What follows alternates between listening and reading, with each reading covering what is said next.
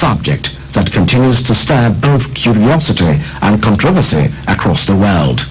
Organized by the Open Forum on Agricultural Biotechnology and the National Biotechnology Research and Development Agency, the workshop aimed to correct misconceptions, clarify regulations, and build confidence among those shaping national science policy. The discussions were frank and focused. Officials of the National Biosafety Management Agency emphasized that Nigeria's approach to biotechnology is built on regulation and scientific scrutiny, not in a haste. So far, only a handful of GM crops have been approved for safe use in the country after undergoing rigorous testing and review. Participants were reminded that biosafety is not just a laboratory issue, but a national responsibility. Civil servants who drive policy implementation were urged to understand the facts behind GMOs so they can respond accurately to public concerns. By doing so, they help prevent misinformation from undermining innovation that could enhance food security and environmental sustainability. Experts from NABDRA broke down the complex science of biotechnology into practical terms. They said that genetic modification is not a mysterious or unnatural process, but precisely an advancement of conventional plant improvement methods. Through gene editing, scientists can correct challenges within a crop's own genome, improving resistance to pests and harsh weather without introducing foreign materials. Such innovations can reduce farmers' dependence on harmful pesticides, cut production costs, and make agriculture more resilient to climate stress. Participants learned that biotechnology already supports other critical sectors, from producing vaccines to developing biofuels, showing that its impact extends well beyond agriculture. Beyond science, the event underscored a deeper message that knowledge is a tool of sovereignty. For Nigeria to make informed decisions on biotechnology, policymakers must first understand it. Plans to establish a modern biosafety laboratory and strengthen surveillance at ports and borders reflect this resolve to balance innovation with safety. The workshop also exposed the recurring challenge, which is the gap between scientific progress and public perception. Many fears about GMOs are rooted in misunderstanding rather than evidence. Addressing them requires not only regulation, but also transparent communication grounded in facts. Conclusively, the sensitization in Abuja was more than a technical session. It was a confidence-building exercise. It reminded participants that sound policy begins with sound knowledge, and that trust in science is earned through openness, accountability, and continuous learning. In a broader national conversation, biotechnology should not be seen as a threat, but as a tool, one that when properly managed can enhance food security, improve livelihoods, and protect the environment. That special feature in building trust through science, conversations on GMOs and biosafety, was written by Dr. Rose Gidado and read by Olayemi Daniel. 23 minutes past 7, you're listening to the news on the network service of Radio Nigeria. The headlines this morning: Nigerian delegation has arrived at Washington, D.C. for World Bank annual meeting. Academic Staff Union of Universities has begun 2-week morning strike today. National Commission for Refugees commences youth empowerment in agribusiness. Still ahead, correspondent highlights importance of early detection as Breast Cancer Awareness Month commences. Plus sports news, spotlight, cyberscope, newspaper headlines, and weather report. Stay tuned. This is to inform the public that the federal government will carry out mass vaccination campaign to protect children across the country from deadly diseases. Measles rubella vaccine for children 9 months to 14 years. Childhood vaccines for children 0 to 23 months. Polio vaccine for children 0 to 59 months. HPV for girls 9 years. Plus protection from malaria and neglected tropical diseases. Phase 1 started in October in northern states and Oyo. Phase 2 begins January to February 2026 in the southern states. After the campaign campaign, routine vaccination continues in all health facilities. Vaccines are safe, effective, and paid for by the government. Don't wait. Visit your nearest health facility or vaccination site. Leave no child behind. This message is brought to you by the National Primary Care Development Agency and partners.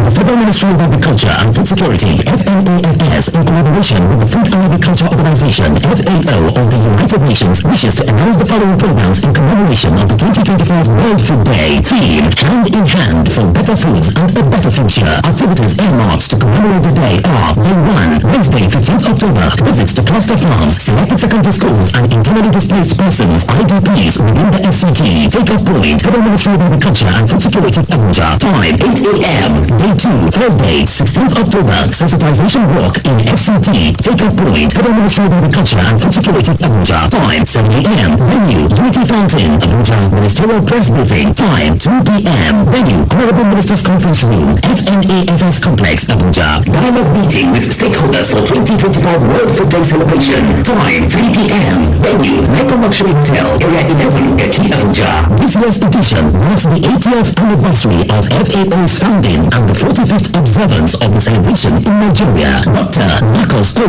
Ogunbiyi, FNSE, Permanent Secretary, announcer. Radio Nigeria, uplifting the people and uniting the nation.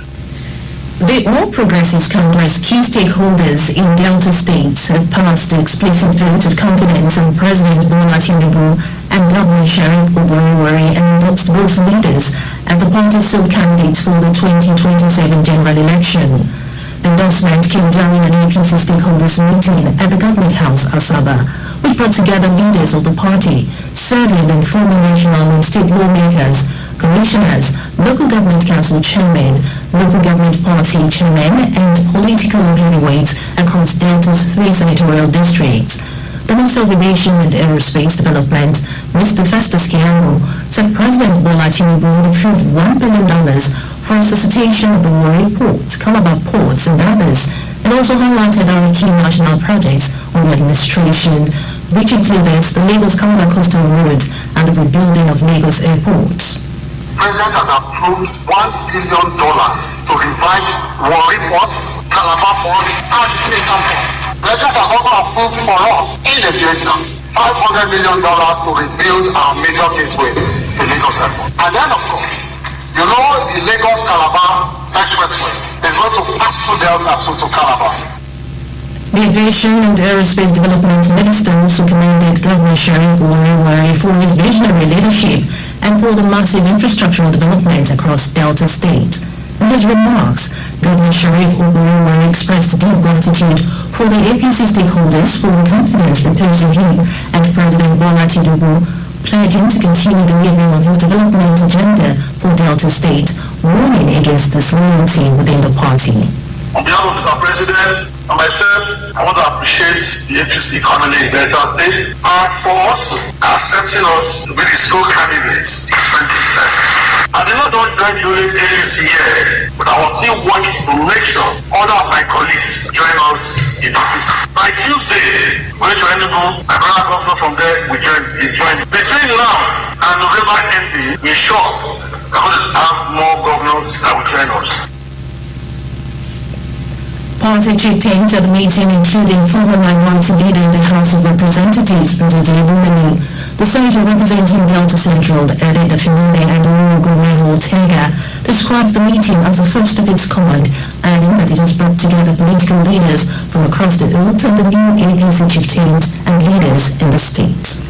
Similarly, stakeholders in the APC Enugu West Senatorial District have reaffirmed their support for the newly inaugurated caretaker committee of the party in the state, which has Dr. Ben Moniya as chairman and Eugene Odo as secretary.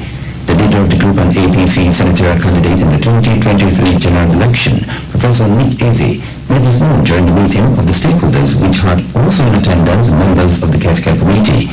In a communique at the end of the meeting, the stakeholders, including the House of Representatives candidate from Udi Eziagu, Chief Phil Eze, Dr. L. Aja from Animri, and Mr. Godwin Omosi from Udi, pledged their unflinching support to President Bola Tinubu and his renewed hope agenda, as well as his re-elected bid in 2027.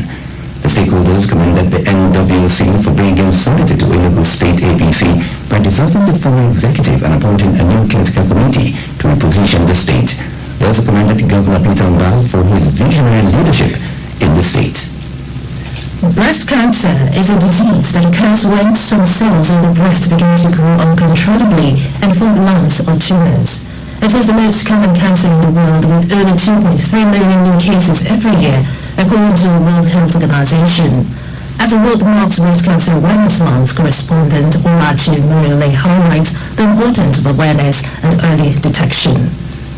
Every October, the world turns pink, a color that symbolizes hope, courage, and unity in the fight against breast cancer. The month serves as a reminder to create awareness, honor those affected, and renew our commitment to ensuring that everyone, regardless of background or income, has access to care and treatment. A family physician with the Federal University of Technology, Owerri, Dr. Hyacinth Emele says awareness is key, but challenges still exist in managing the disease. If a woman does mammogram, masses can be detected very early and be treated, and the person will be off the problem completely. Again, people also advise that annually, just once a year, you are supposed to go and see your doctor, let the professional examine you and probably subject you to some investigations to be able to make sure that you are not having breast cancer. Dr. Emele stresses that people must understand what breast cancer really is and take simple preventive steps such as regular self-examination, medical screening, exercising, maintaining a healthy weight, managing stress, and cutting down on alcohol. For MS, Mrs. Joy Ugoji, more sensitization and research are vital in reducing the growing number of breast cancer cases. Once the lump is cancerous, it doesn't have treatment. It's only a management case that can be given to them.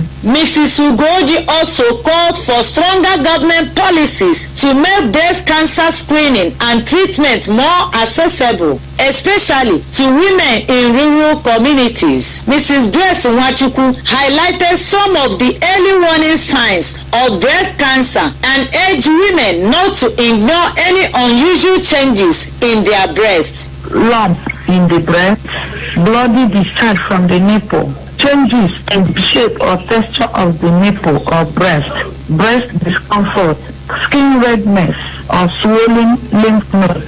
The prevention involves lifestyle changes, medical options for high-risk individuals, and regular screening. The key strategies include maintaining a healthy weight, regular physical activity, limiting or avoiding alcohol, and eating a healthy diet rich in fruits and vegetables. Mrs. Nwachukwu advised anyone who notices any change in their body to visit a health center for proper examination and care. Experts agree that raising awareness and promoting early detection are among the most effective ways to save lives. In Owerri, Olachi Muriele, Radio Nigeria. The Nigeria Center for Disease Control, NCDC, has launched an initiative to translate antimicrobial resistance AMR into Igbo, Yoruba, Hausa, and Pidgin English.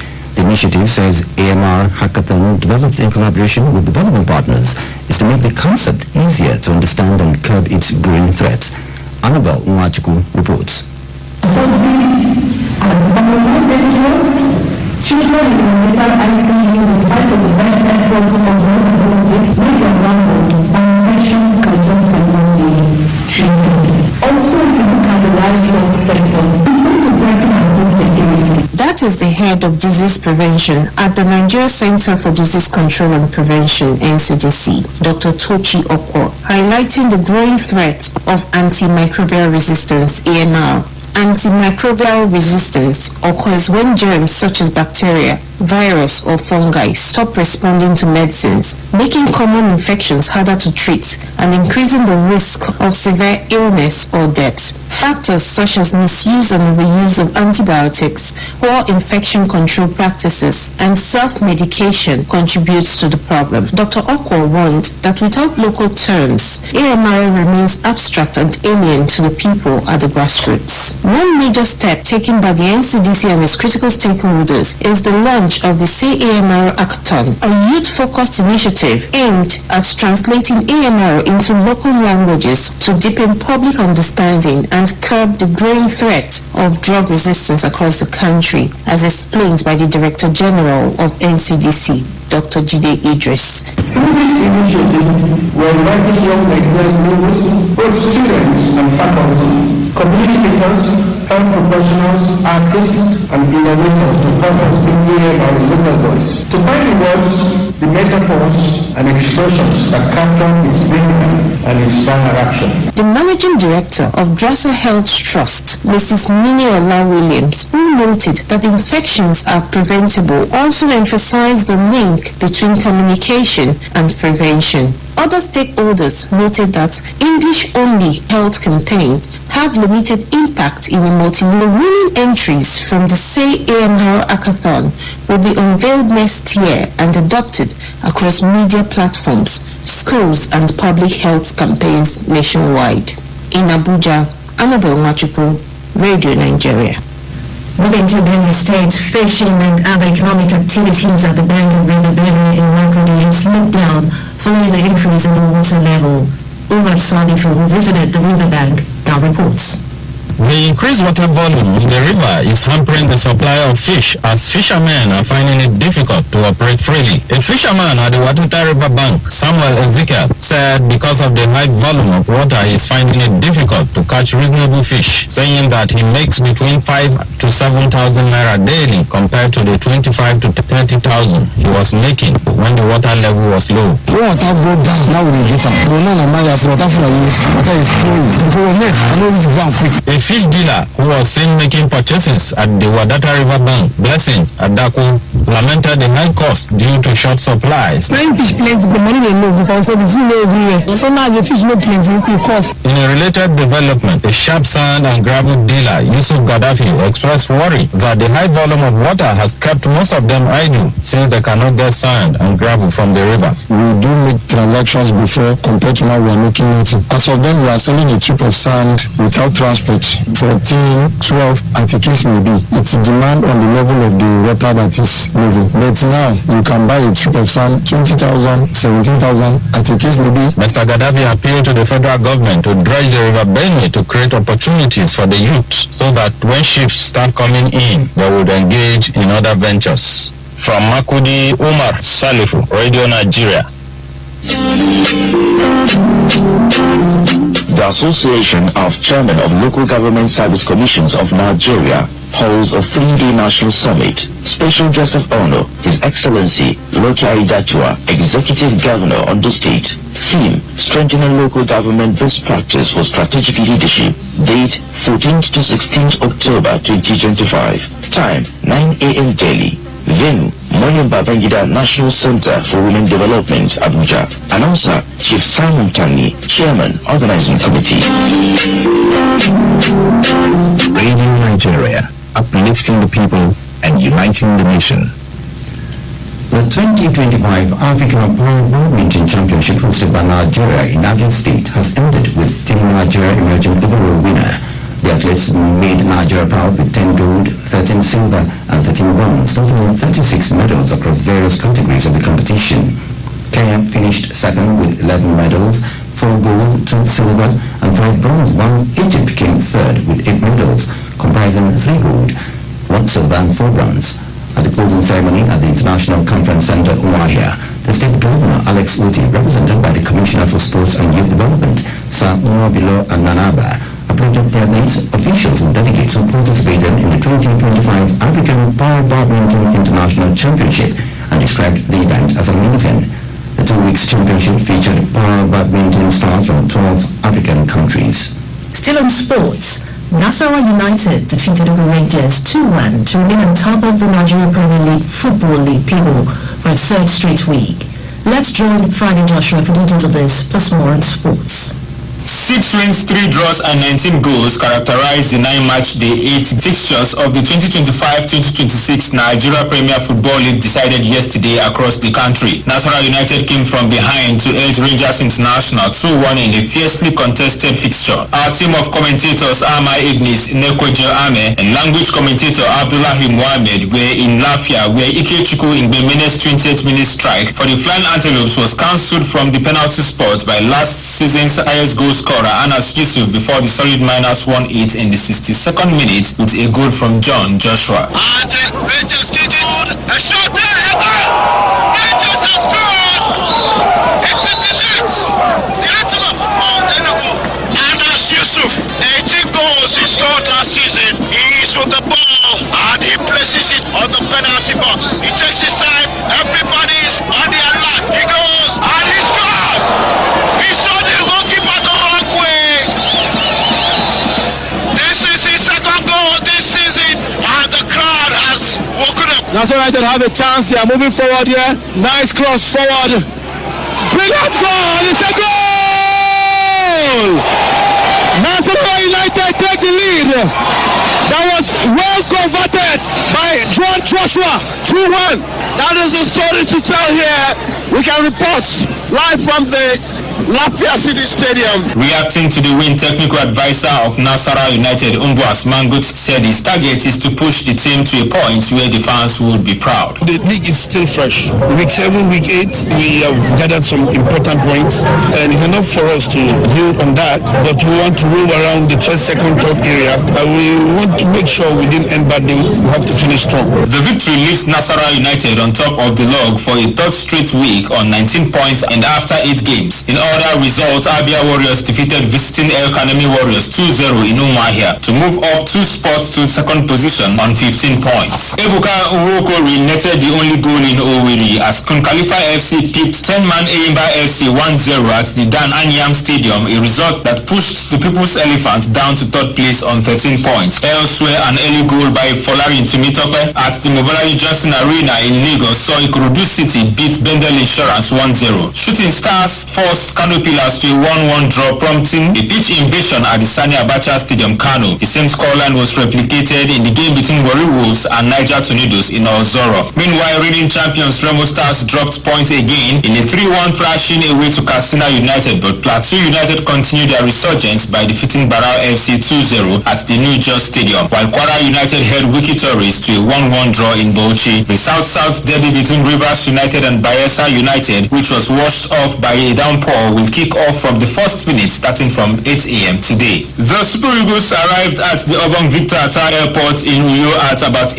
a.m. yesterday, had a closed-door training session in the evening and will have a slight workout later this morning ahead of their make or mar final 2026 FIFA World Cup qualifier against Group C leaders, the Cheetahs of the Republic of Benin, on Tuesday evening at the Gospel Akpabio International Stadium, Uyo. The team left Polokwane, South Africa after a crucial win that seemed to boost their qualifying chances but had a mishap when they stopped in Luanda to refuel. Radio Nigeria Sandra Chukwujeku reports that the Nigeria Ministry of Foreign Affairs secured overflights and landing permits across 5 countries: Cameroon, Gabon, Equatorial Guinea, DR Congo and Angola, enabling the replacement air flights to complete the mission without further delay. Group C leaders and Tuesday's rivals, Benin Republic, who arrived in Uyo on Saturday afternoon, will today have their official training at the main pitch of the Gospel Akpabio Stadium from 5 p.m, while the Super Eagles take their turn at 6:15 p.m. Tomorrow's clash is a must-win for both Nigeria and Benin, and it's scheduled to kick off by 5 p.m. at the Nest of Champions, while the game between the Bafana Bafana of South Africa and the Amavubis of Rwanda takes place simultaneously in Nelspruit.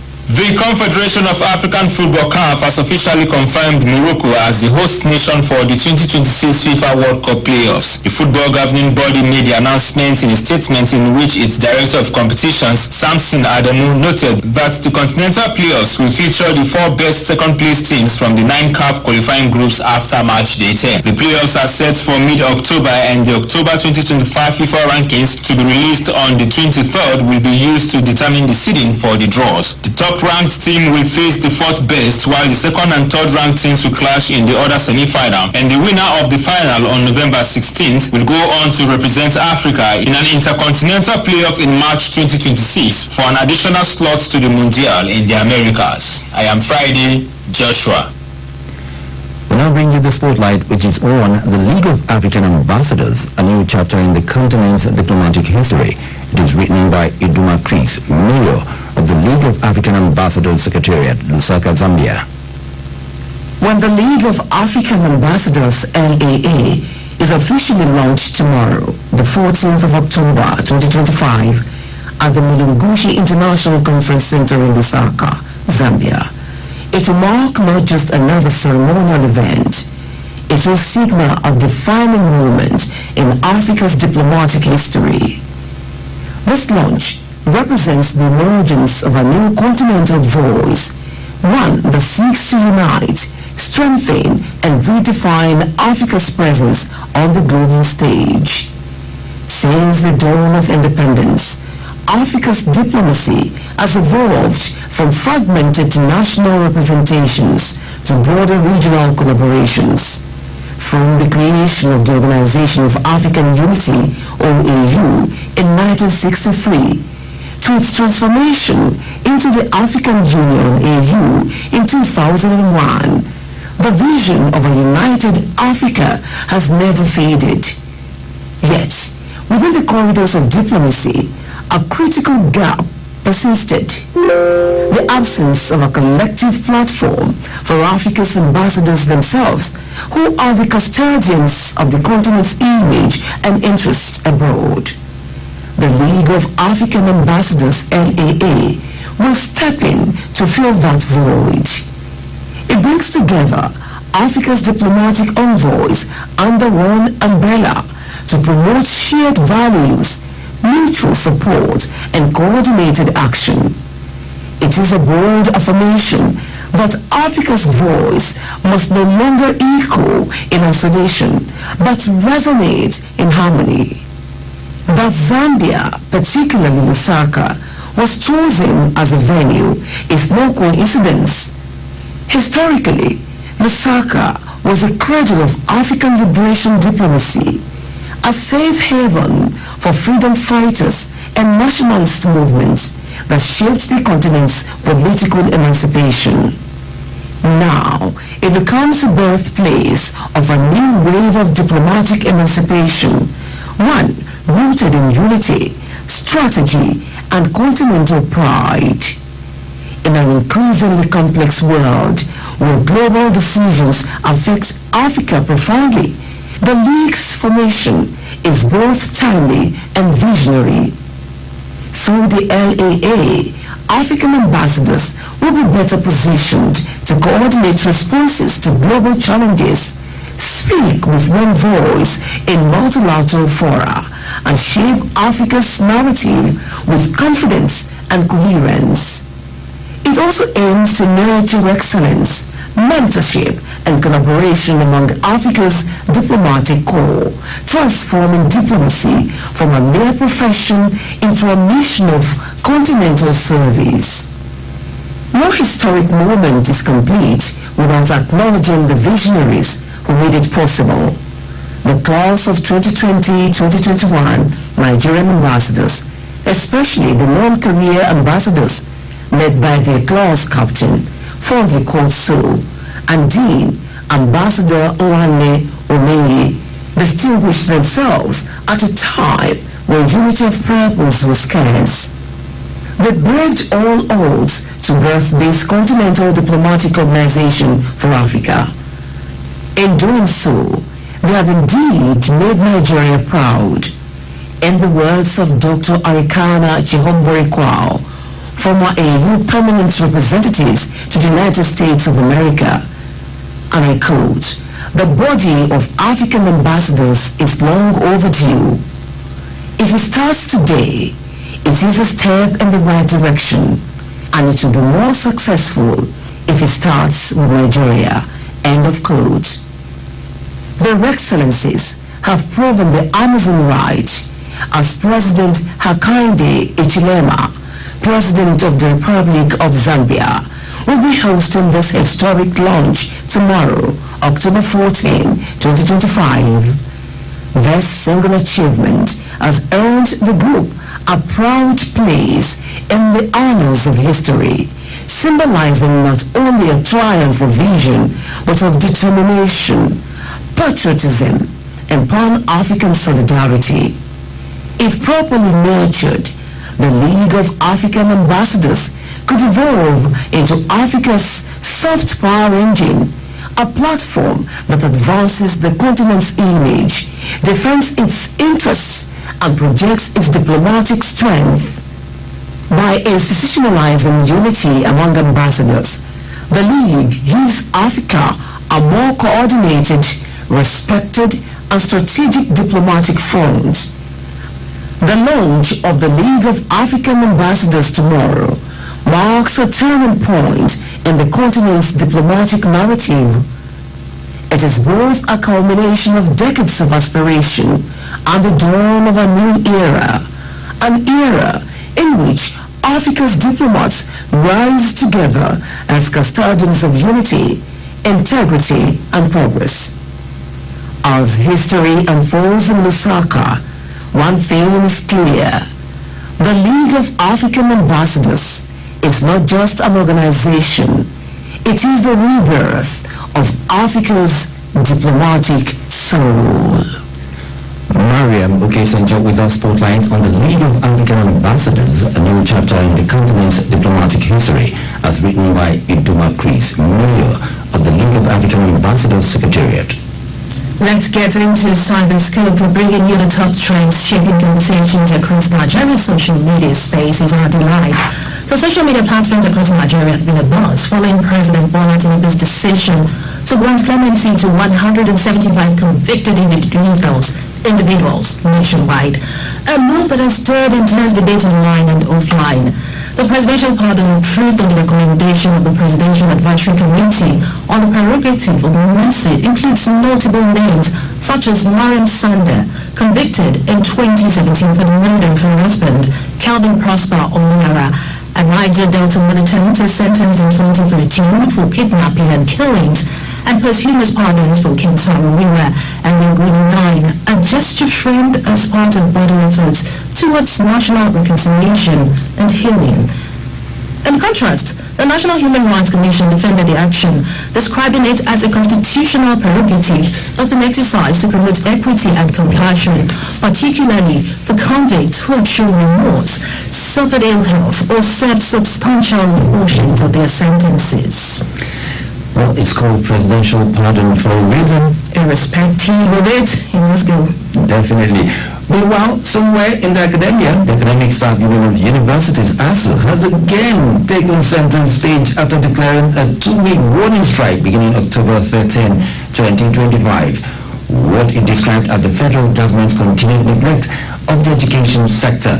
And now the announcement has triggered widespread online debate with students, parents, and alumni expressing mixed feeling, and some users sympathize with the lecturers, arguing the government or urging the government to do the needful and fulfill its promises, while others lamented the repeated disruption of the academic calendar. One student tweeted, ASU again. Well, that's it on Cyberscope. We'll join the conversation every time. And do make sure you stay connected with us at Radio Nigeria using the hashtag Cyberscope. Today's edition is compiled by Ngozi Otu.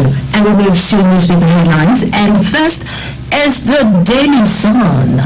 Boldly on the front page of the Daily Sun, FG to ASU, no work, no pay. The rider as union begins a 2-week strike. Parents beg teachers to reconsider move. So sad. But you can find the details on page 6 of the Daily Sun. Drug war. Man, 52 excretes 127 cooking wraps concealed in private parts at Kano Airport. Free Kano protest. Igbo women back Showore as brother warns against playing politics with his health. Massive drones protest commenced was Riki's volunteered. Details of the story can be found on page 28. Atiku, ADC president over pardon for criminals serving dual terms. We've read it on the front page of the Daily Sun and continuation on page 6. And finally from the Daily Sun, Tinubu in Italy to attend a public process meeting on West Africa security. Get a copy of the Daily Sun and read the stories. And the screening story on the blueprint will take you straight to page 8, talking about presidency. Why 2027 is not yet Southeast's turn. Why talking about that, saying he lifted critical multi-billion ongoing projects, and also that PDP risks total collapse in region even by joins APC. Okichiku also saying that one. To Defiant us, FG saying, your 2-week strike no longer justified, says all concerns already addressed. That's coming from the blueprint. And on the Guardian newspaper, the prerogative message story is coming to all the papers. And the front page, criticisms, outrage, suspicion, trail presidential pardon, and 175. Page 6 has details. Security concerns, Tinubu, NSA, NIA boss, joint meeting in Rome.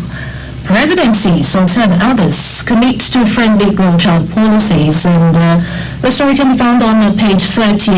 Brexit and PDP state dominance in Southeast, and as WebG talks and Stormeters, corner breaks ranks. Details found on page 5, and that's it on newspaper headlines for this morning. And on the weather, let's see what the report is in the northern region. Sunny skies with patches of clouds are expected over the northern region, with prospects of isolated thunderstorms or with light rains, while in the southern region, cloudy atmosphere is anticipated, with prospects of morning thunderstorms and light rains over parts of Ogun, Ondo, Ekiti, Imo, Ebonyi, and Abia states. And now to end the news, here's a recap of the major stories. Nigerian delegation led by the CBN governor has arrived at Washington, D.C. for the World Bank annual meeting. The Academic Staff Union of Universities, ASU, have begun a 2-week warning strike. The National Commission for Refugees has commenced youth employment in agribusiness. A correspondent also highlighted the importance of early detection as Breast Cancer Awareness Month commenced. That's the news edited by Stan Unosu and the production team. My colleague has been Maya Shimani. Have a productive Monday. And I'm David Umuru. Enjoy the rest of the week.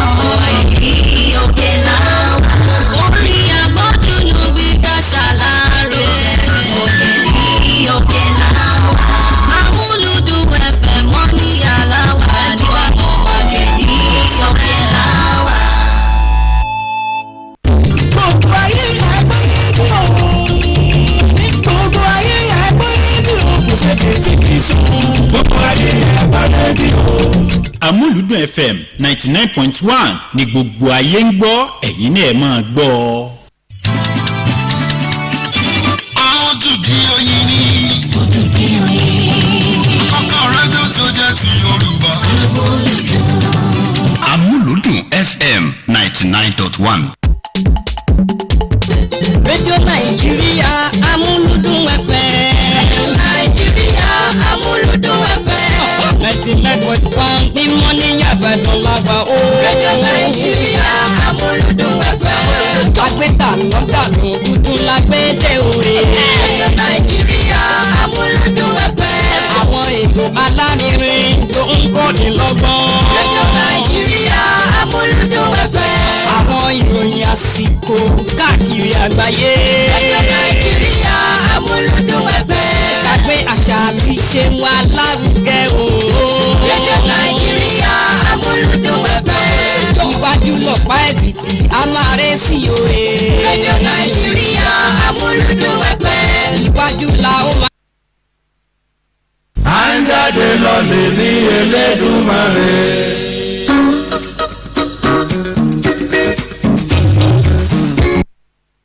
Exclusive to GetElect.com. ojúmọ́ tún ti mọ́ ká gbàdúrà ká máa rówó ná lẹ́nà ọjọ́ tuntun ká gbàdúrà nǹkan tuntun ni. ojúmọ́ tún ti mọ́ ká gbàdúrà ká máa rówó ná lẹ́nà ọjọ́ tuntun ká gbàdúrà nǹkan tuntun ni. ojúmọ́ tún ti mọ́ ká gbàdúrà ká máa rówó ná lẹ́nà ọjọ́ tuntun ká gbàdúrà nǹkan tuntun ni. ojúmọ́ tún ti mọ́ ká gbàdúrà ká máa rówó ná lẹ́nà ọjọ́ tuntun ká gbàdúrà nǹkan tuntun ni. ká má jáwé ilé kí nǹkan dé fún gbogbo wa pátá lẹ́nà ọjọ́ tuntun ká gbàdúrà nǹkan tuntun ni. ojúmọ́ tún ti mọ́ ká gbàdúrà ká máa rówó ná lẹ́nu ọjọ́ tuntun ká gbàdúrà nǹkan tuntun ni. àní ká má jáyé èdè ìjì nǹkan dé fún gbogbo àgbàdá lẹ́nu ọjọ́ tuntun ká gbàdúrà nǹkan tuntun ni. ojúmọ́ tún ti mọ́ ká gbàdúrà ká máa rówó ná lẹ́nu ọjọ́ tuntun ká gbàdúrà nǹkan tuntun ni. nínú ló dàkọ́ dẹ̀dẹ̀ ojú nǹkan ìwà orogún lẹ́nu ọjọ́ tuntun ká gbàdúrà nǹkan tuntun ni. ojúmọ́ tún ti mọ́ ká gbàdúrà ká máa rówó ná lẹ́nu ọjọ́ tuntun ká gbàdúrà nǹkan tuntun ni. àní nínú ló dàkọ́ dẹ̀dẹ̀ ojú nǹkan ìwà orogún lẹ́nu ọjọ́ tuntun ká gbàdúrà nǹkan tuntun ni. ojúmọ́ tún ti mọ́ ká gbàdúrà ká máa rówó ná lẹ́nu ọjọ́ tuntun ká gbàdúrà nǹkan tuntun ni. owó dàpọ̀ fún ọlọ́run lókè kọ́ bá wá ṣe ìjẹ́ mímú nígbà bí ìbọn kọ́ máa fi ra o ìwà burú tó kan wá kọ̀ kó má jẹyọ. owó dàpọ̀ fún ọlọ́run lókè kọ́ bá wá ṣe ìjẹ́ mímú nígbà bí ìbọn kọ́ máa fi ra o ìwà burú tó kan wá kọ̀ kó má jẹyọ. àní gbogbo dàpọ̀ fún ọlọ́run lókè kọ́ bá wá ṣe ìjẹ́ mímú nígbà bí ìbọn kọ́ máa fi ra o ìwà burú tó kan wá kọ̀ kó má jẹyọ. owó dàpọ̀ fún ọlọ́run lókè kọ́ bá wá ṣe ìjẹ́ mímú nígbà bí ìbọn kọ́ máa fi ra o ìwà burú tó kan wá kọ̀ kó má jẹyọ. òṣìṣẹ́ ìjọba ti káàkátà rájọ́ fi jẹun kí gbogbo oníṣàwọ̀ náà ríṣẹ́ gidi o àwọn ọmọ wa tó ń kàwé náà wọ́n gbogbo lọ.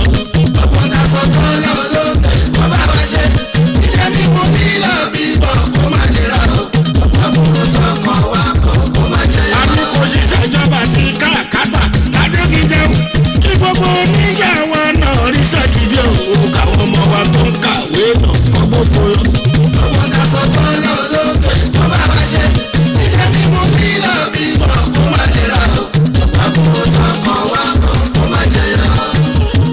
àwọn dúró wọn ń wẹnu wà o wọ́n jòkó wọn ń wẹnu wà wọ́n ṣe bí àwa máa ṣì wí àṣìwí ò ní ṣe tiwa. ṣé tiwa wọ́n dúró wọn ń wẹnu wà wọ́n jòkó wọn ń wẹnu wà wọ́n ṣe bí àwa máa ṣì wí àṣìwí ò ní ṣe tiwa. wọ́n dúró wọn ń wẹnu wà wọ́n jòkó wọn ń wẹnu wà wọ́n ṣe bí àwa máa ṣì wí àṣìwí ò ní ṣe tiwa. ṣé tiwa wọ́n dúró wọn ń wẹnu wà wọ́n jòkó wọn ń wẹnu wà wọ́n ṣe bí àwa máa ṣì wí àṣìwí ò ní ṣe tiwa.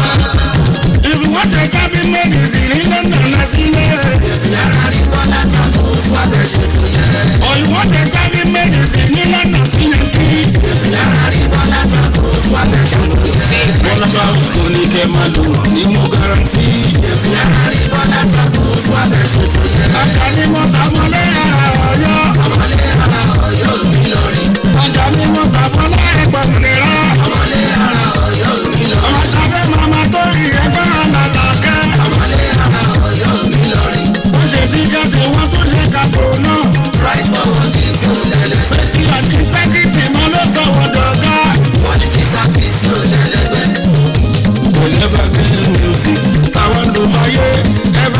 musician, ó ń ṣàlẹ́wà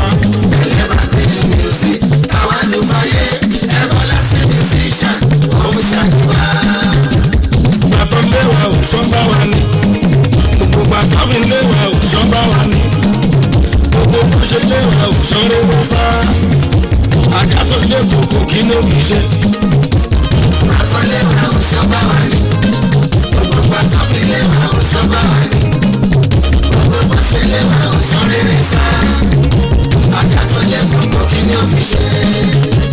arọwà nítọ̀ ọmọ wọn dìde aláṣà nàìjíríà lọ́tẹ̀. ìdènàjúmọ̀ obama francis alayemi ọmọ bàkà. òkìjẹ́ ní ìbàdàn kámọ́dì náà yan túmọ̀ àti ń jẹ́ mútìrù. àgùwà ti ń jẹ́ ráṣídì aláṣà ìgbórí lẹ́nu state. bájọ́ olókè tó ń jẹ́ tàbọ̀mà èyí olúwayé wá sí i. gbàtọ́ léwà òṣùn bá wà ní. gbogbo gbàtọ́ mi léwà òṣùn bá wà ní. gbogbo bó ṣe léwà òṣùn léwà sá. àjà tó lé kòkò kí ló fi ṣe. gbàtọ́ léwà òṣùn bá wà ní. gbogbo gbàtọ́ mi léwà òṣùn bá wà ní. gbogbo bó ṣe léwà òṣùn rere sá. àjà tó lé kòkò kí ló fi ṣe. èèyàn mi là múdá yusuf ànábì mùsùn. àyìnlá mi yusuf ànábì mùsùn. mo fi kẹ́rin ìdẹ́mẹ́jú mo yẹ tó jẹ́ kẹ́wù. olówó afárá kí mo tí wọ́n fẹ́ ti wá. èèyàn sọ́mi ò ní tìǹbà tí wọ́n ń ta kí. ibikíbi lákòókò yóò. ẹja mú ní ìdásílẹ̀ ìgbàsókè. nígbà ní aláwa ń bàdàn. ẹja mú ní ìdúláyé ńgbàkétékété. 99.1 àwa la jẹ́ nọ́mbà 1. tá à ń jẹ́ kẹ́ ẹ mọ̀ bó ti ṣe ń lọ. pẹ̀lú àwọn ètò tó táwọn yọ àtàwọn ìròyìn tó fọgbọ́n yọ. àti ìpolówó ọjà tó mú ní ìtàlẹ̀ ṣẹ̀kẹ̀ṣẹ̀. àwa la nìyẹn. ibikíbi lákòókò yóò. ẹja mú ní ìdúláyé ńgbàkétékété. nígbà ní aláwa ń bàdàn. ẹja mú ní ìdúláyé ńgbàkétékété.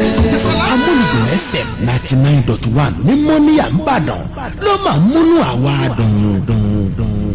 à ń jáde lọ lè ní Elédùmarè.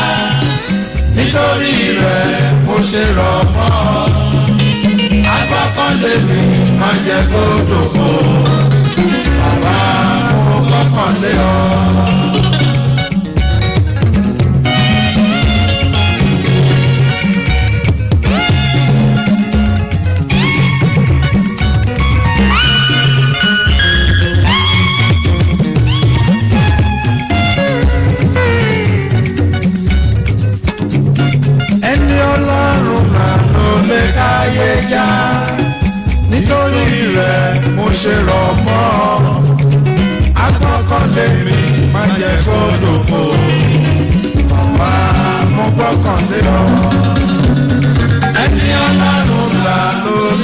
láyé dá nítorí rẹ̀ mo ṣe rọ̀ mọ́ àkọ́kọ́ lè ní ìmọ̀lẹ́ tó dògbò máa mú kọ́kàn lé ọ.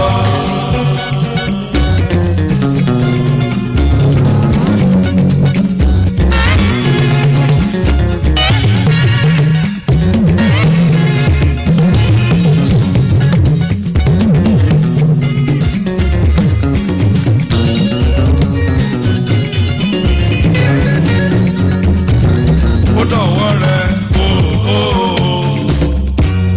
ó dọ̀wọ́ rẹ̀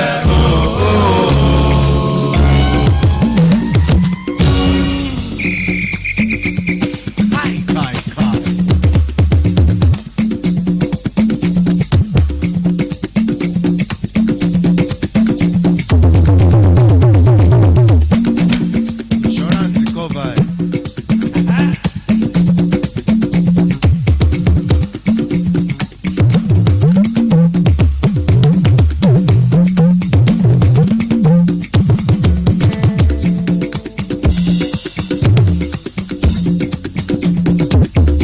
Kó dára fún wa ó dọ̀wọ́ rẹ̀ o. ó dọ̀wọ́ rẹ̀ o.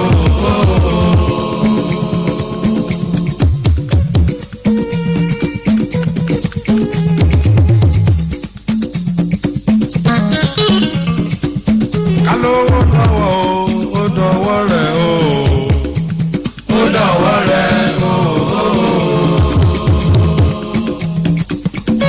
káfí wọn lè mọ ó dọ̀wọ́ rẹ̀ o.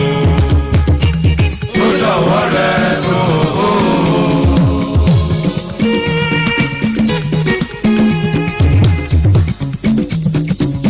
fún wa lálàáfíà ó dọ̀wọ́ rẹ̀ o. ó dọ̀wọ́ rẹ̀ o. jẹ́ ká yé wa dára o ó dọ̀wọ́ rẹ̀ bàbá o. ó dọ̀wọ́ rẹ̀ o. kábímọ lémọ ó dọ̀wọ́ rẹ̀ bàbá. ó dọ̀wọ́ rẹ̀ o. ká máa rí ṣe ó dọ̀wọ́ rẹ̀ o. ó dọ̀wọ́ rẹ̀ o. nílé ayé wa fún wa ní ìdẹ̀ra o. ó dọ̀wọ́ rẹ̀ o. fún wa lálàáfíà nílé ayé wa. ó dọ̀wọ́ rẹ̀ o.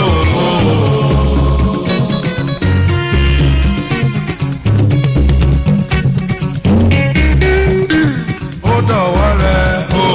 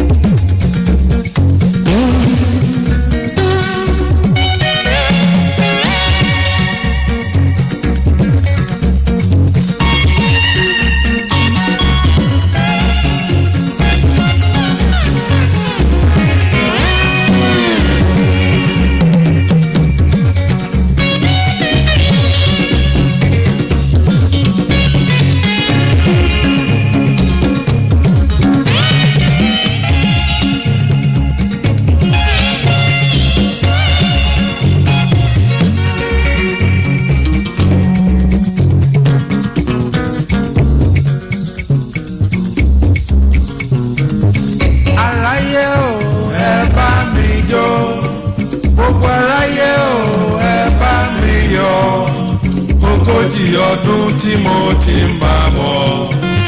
Mo dúpẹ́ o f'Olúwa o. Aráyé o ẹ bá mi jó. Aráyé o ẹ bá mi yọ̀. Ogójì ọdún tí mo ti ń bá bọ̀. Mo dúpẹ́ o f'Olúwa o.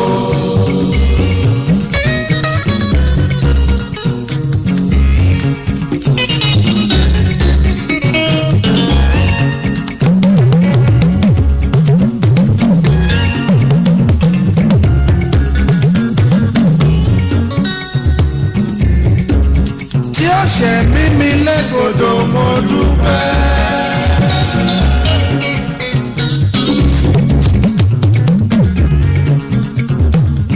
Tí ó ṣe mímí lẹ́gbọ̀dọ̀ mo dúpẹ́.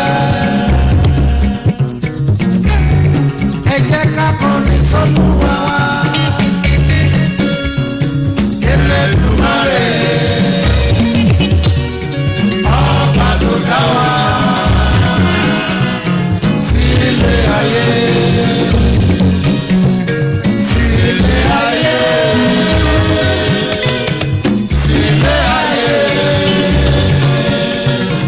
ọba tó dá wa. Sílé ayé.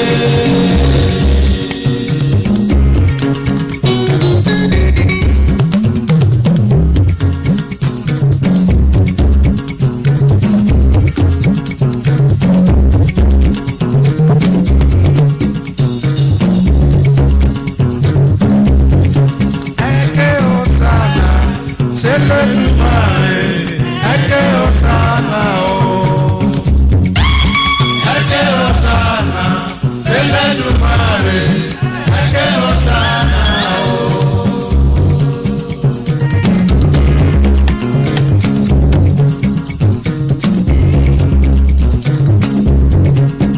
Ẹ̀kẹ́ ọ̀sánà s'Elédùmarè ẹ̀kẹ́ ọ̀sánà o.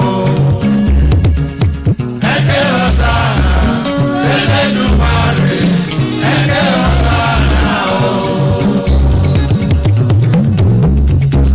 You are the son of this day. Congratulations. Happy birthday to you. You are the son of this day. Congratulations. Happy birthday to you.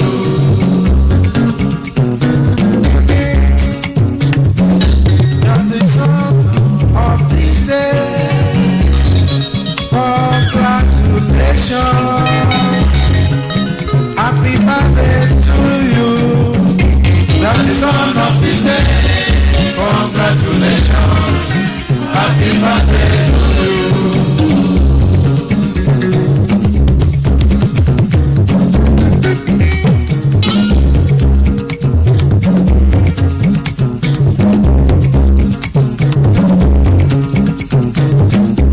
Ìní lọ́jọ́ ìbí yẹ, ẹ kú àṣeyẹ.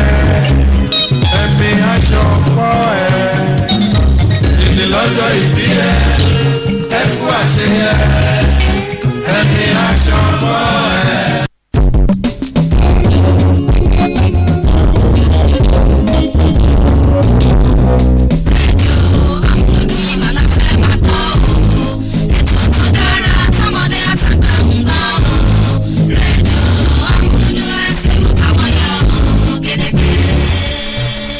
Amuludun FM 99.1.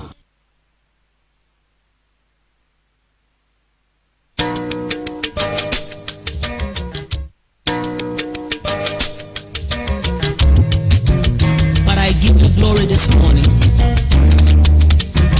for waking me up today. Thank you, Jesus. Thank you, Jesus. Thank you, Jesus.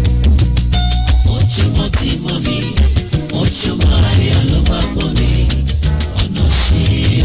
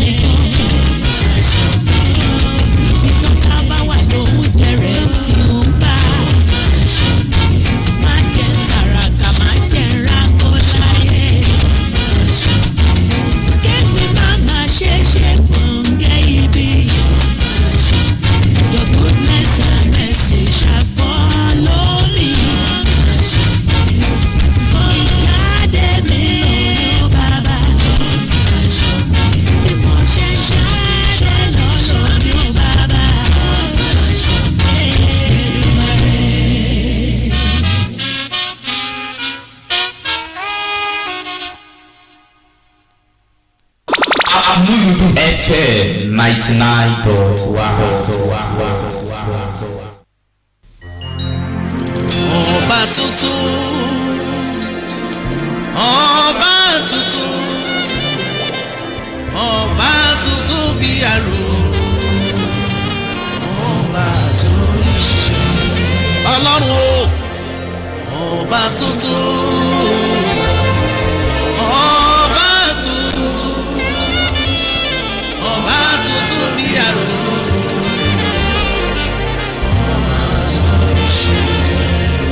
Ta ló dàbí rẹ̀ wọ́n bá lágbára?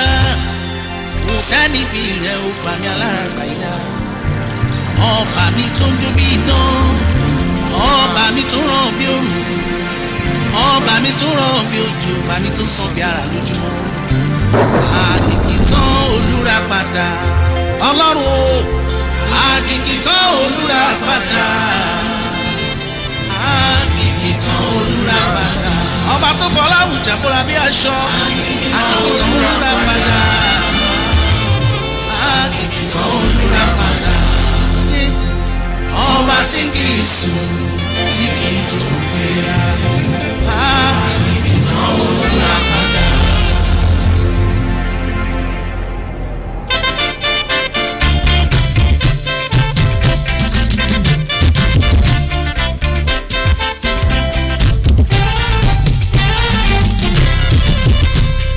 Ojúmọ́ ti mọ́, Ọlọ́run ó máa ṣe tó mú mi jí. Ọlọ́run ó máa ṣe tó mú mi jí sáyé.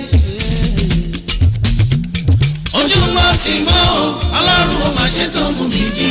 Ó mú mi sùn láyọ̀, ó mú mi jí láyọ̀. Mo sùn láyọ̀, mo jí láyọ̀, bàbá mo wá ṣọpẹ́.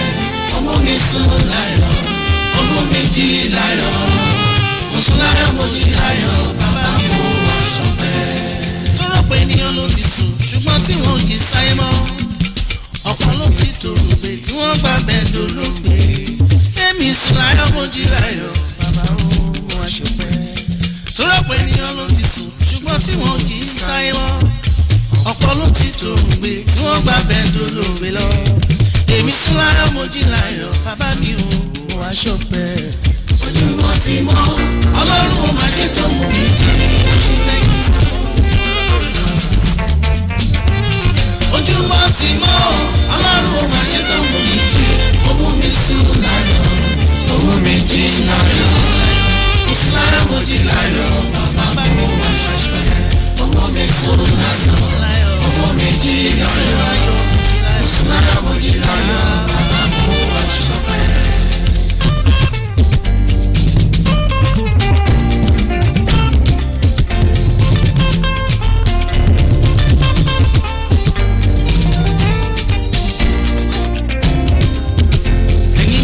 Mọ́ṣúárì mo mọ̀ pa mọ́ bí wọ́n ṣe dúpẹ́.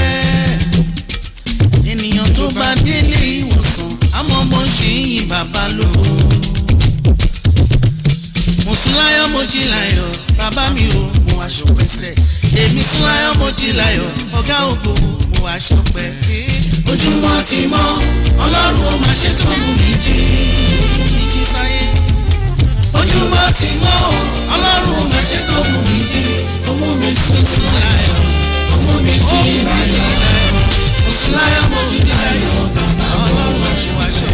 Ó mú mi sùn láyọ̀, ó mú mi jí láyọ̀. Mo sùn láyọ̀, mo jí láyọ̀, bàbá mo wá ṣọpẹ́.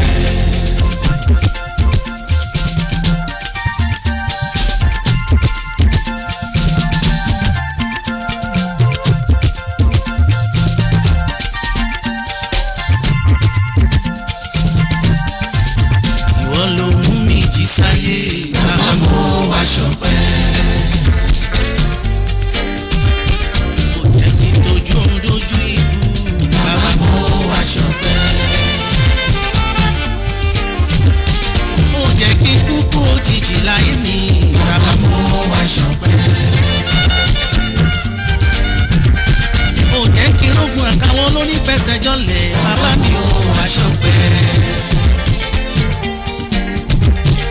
Ó jẹ́ kí n bọ́jọ́ ẹlòmíràn lọ. Bàbá mo wá ṣọpẹ́. Ó jẹ́ kí n rógun àgbègbè nílé mi. Bàbá mo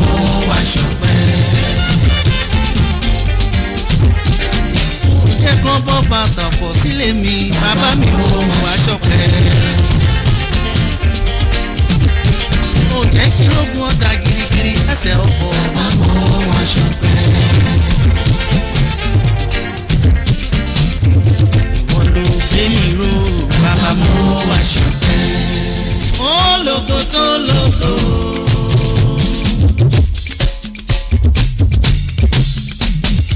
Ológo tó lógo, Jésù mi tó ní ògo, ṣàmà gbogbo lọ. Ológo tó lógo, ìwọ lológo tó ní ògo, Ọlọ́run tí mo ní